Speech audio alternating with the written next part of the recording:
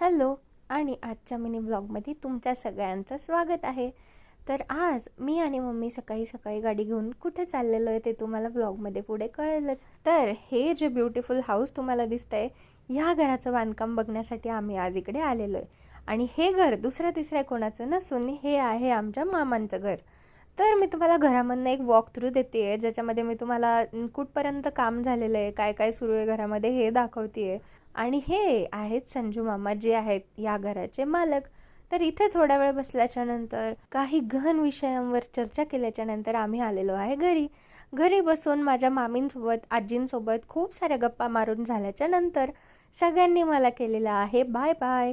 त्याच्यानंतर मी घरी आल्याच्या नंतर दुपारी मला लागलेली होती भूक आणि आज लंचमध्ये होतं राजमा चावल अँड चपाती. दोपहरचं पोट भरून जेवण केल्याच्या नंतर आज का व्लॉग समाप्त हुआ. चलो टाटा.